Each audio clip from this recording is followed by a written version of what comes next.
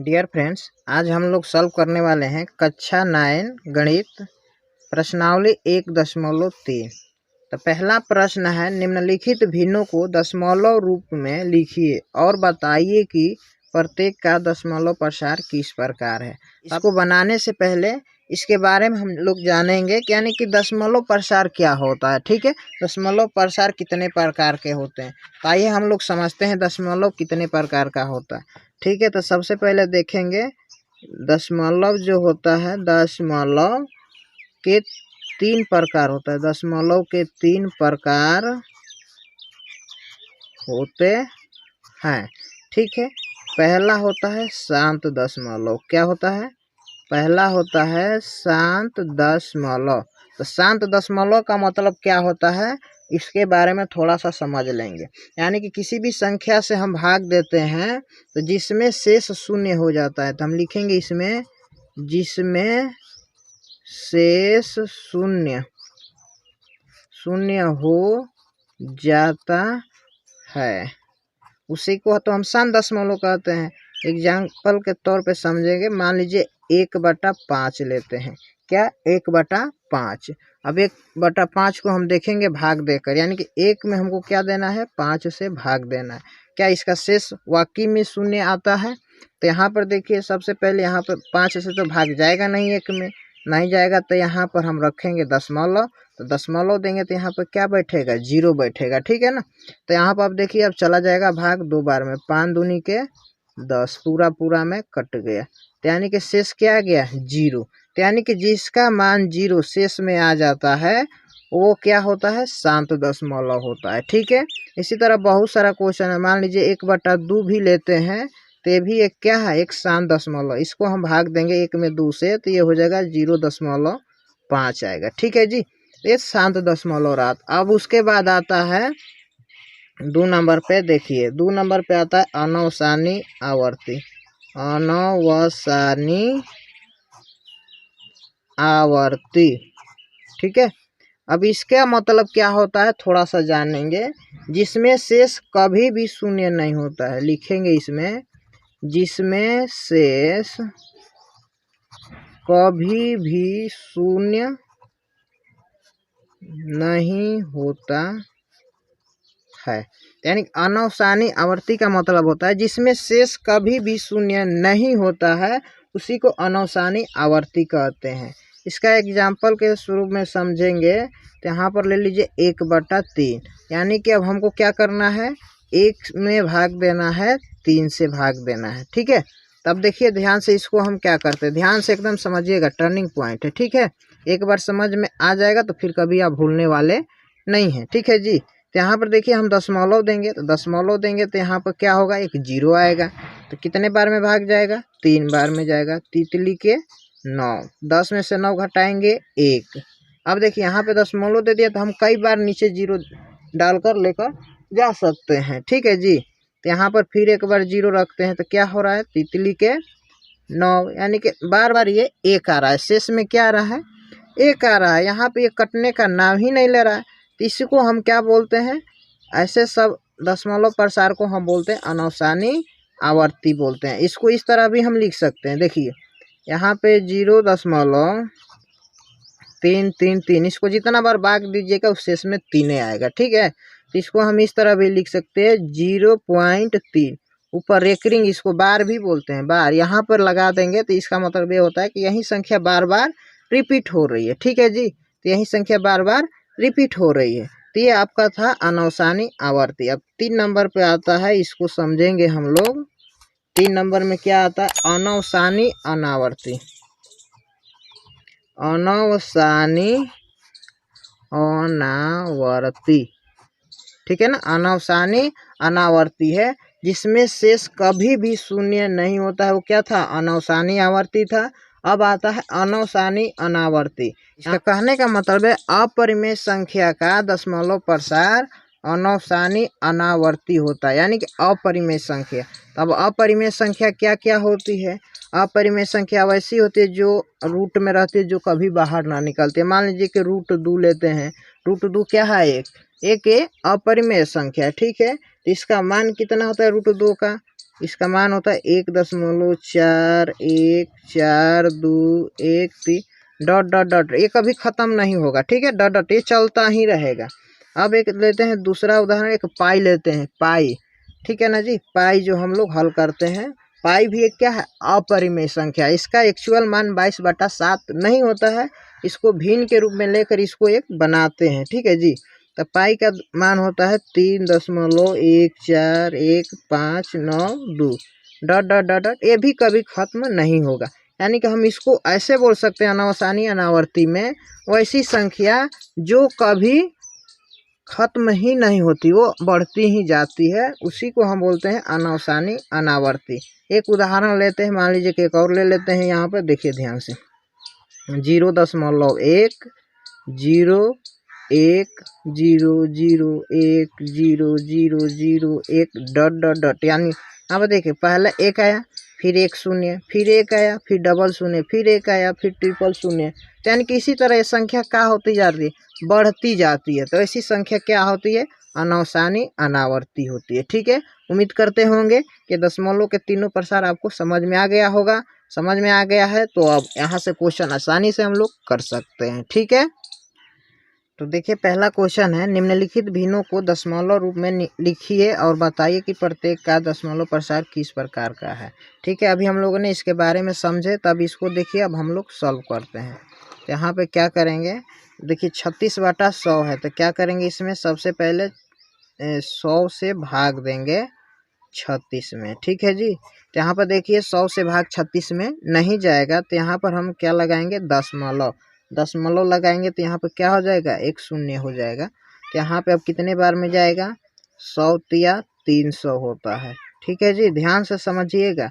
अब माइनस करेंगे तो 0 6 3 3 0 हो जाएगा, ठीक है। अब यहाँ पर दशमलव दे दिए हैं, तो हम यहाँ पर हमेशा 0 एक एक बढ़ाकर लेकर जा सकते हैं, ठीक है। तो यहाँ पर फिर हम एक शून्य बैठाएंगे, तो यहाँ से हो गया 600। अब तो देखिए 100 के पहाड़े पढ़ेंगे 6 बार, तो ये क्या हो जाएगा, 600 आएगा। अब यहाँ पे देखिए 600 में से 600 हम माइनस करेंगे तो पूरा शेष 0 आ गया।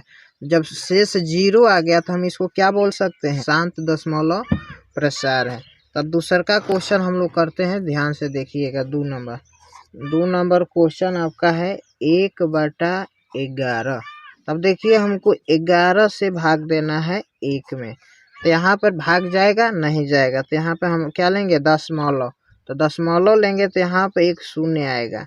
तब देखिए अब 11 से भाग जाएगा 10 में, नहीं जाएगा। तो नहीं जाएगा तो यहाँ पे क्या करेंगे, एक 0 और लगाएंगे। जब 0 लगाएंगे, डबल अंक एक साथ होता है, तो यहाँ पे 0 होता है, ठीक है। तब कितने बार में जाएगा, तो 9 टाइम में जाएगा। 11 9 99 होता है, ठीक है। तब यहाँ से हम माइनस करेंगे तो 1 हो जाएगा। तब देखिए यहाँ पर फिर भाग देंगे, तो इसी तरह फिर बार बार प्रोसेस वहीं आएगा, ठीक है जी। तो यहाँ पर हम इसको हम लिख सकते हैं 0 10 मान लो 0 9 को एक हम क्या लिख सकते हैं, इसको हम इसको लिख सकते हैं अनावसानी पुनरावृत्ति है। अनावसानी पुनरावृत्ति बोले या आवृत्ति बोले, दोनों एक ही होती है, ठीक है ना। यानी कि जो संख्या बार बार रिपीट होती है उसी को तो अनावसानी आवृत्ति बोलते हैं ना जी।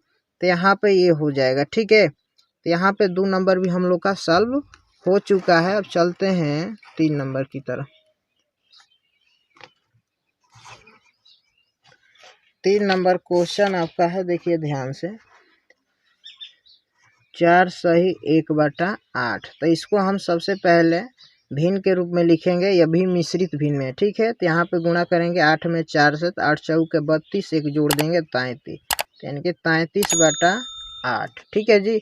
तो अब देखिए 33 में हमको क्या करना है, 8 से भाग देना है।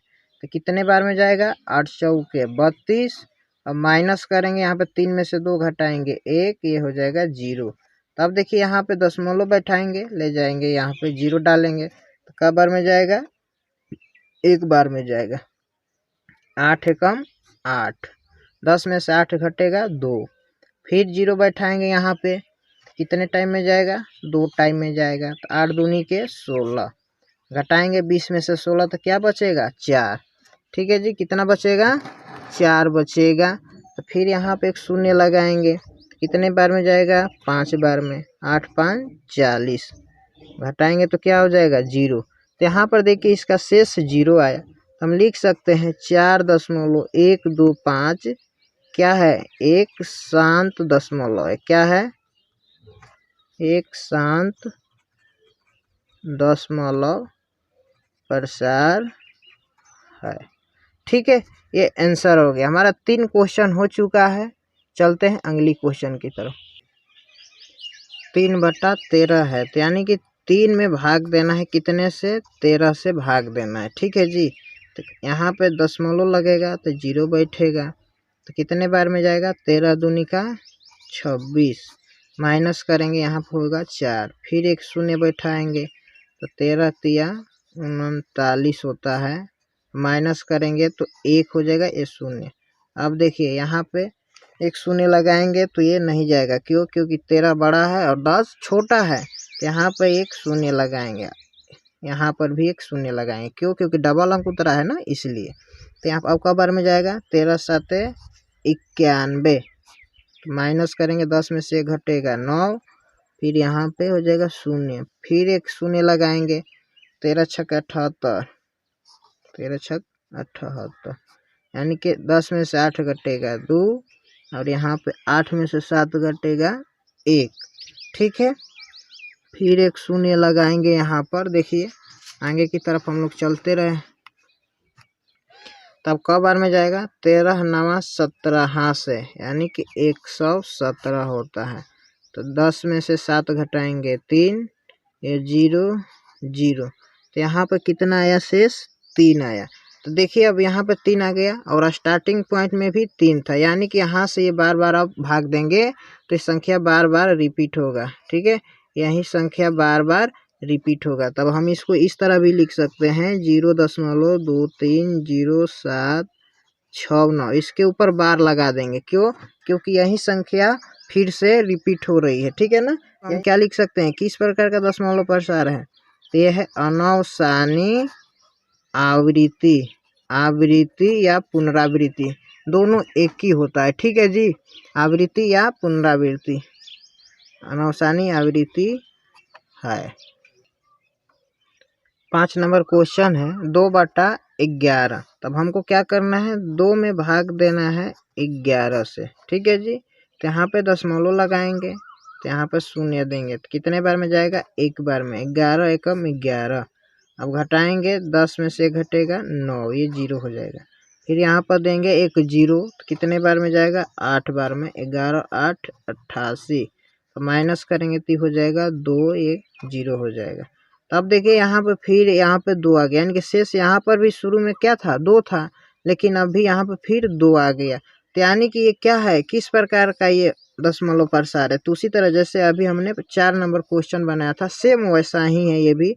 इसको हम लिख सकते हैं 0.18, यही संख्या बार बार रिपीट होगी, तो यहाँ पर क्या करेंगे, बार लगा देंगे, तो ये लिख देंगे यहाँ पे अनवसानी आवृत्ति है, आवृत्ति या पुनरावृत्ति। ठीक है जी, ये दोनों एक ही होता है। अब चलते हैं अगला क्वेश्चन, लास्ट क्वेश्चन की तरफ। 6 नंबर 329/400, तो 329 में हमको भाग देना है 400 से। ठीक है जी, तो देखिए यहाँ पे तो जाएगा नहीं भाग, क्यों, क्योंकि छोटा है। तो यहाँ पे लगाएंगे दशमलव, जब दशमलव लगाएंगे तो यहाँ पे क्या बैठाएंगे, शून्य बैठाएंगे। ठीक है जी, अब कितने बार में जाएगा, 8 बार में जाएगा, 4 8 32, यहाँ पर 32 लिखेंगे।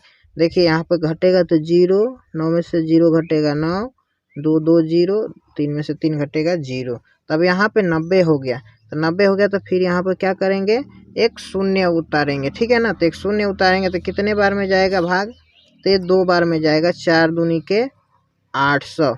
तो अब 900 में से 800 माइनस करेंगे तो क्या हो जाएगा, 100 हो जाएगा। ठीक है ना, यहाँ पे शेष 100 आ गया, तो 100 भाग जाएगा 400 से, नहीं जाएगा, तो एक 0 यहाँ पे उतारेंगे, तब कितने बार में जाएगा, 2 बार में जाएगा, 4 दूनी के 800। ठीक है, तब यहाँ पे माइनस करेंगे 0, ये हो जाएगा 0, 10 में से 8 घटेगा 2। ठीक है जी, 10 में से 8 घटेगा, क्या हो जाएगा, 2 हो जाएगा। तब यहाँ पे 200 में तो भाग जाएगा नहीं 400 से, तो एक शून्य और यहाँ पे लिख देंगे। तो अब देखिए ये पूरे 2000 हो गया, तो पूरा 5 बार में 4 5 20, यानी कि 5 बार में ये पूरा ये 2000 क्या होगा, कट जाएगा। तो जब ये कट गया तो ये किस प्रकार का दशमलव है, क्या है, शांत दशमलव है। ठीक है, यहाँ से हमारा पहला क्वेश्चन का 6 भाग बन गया है। ठीक है, थैंक यू।